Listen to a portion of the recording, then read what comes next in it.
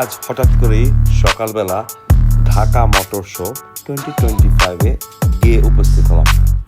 ঢুকতেই এত সুন্দর সুন্দর গাড়ি, পুরাই মাথা নষ্ট। এক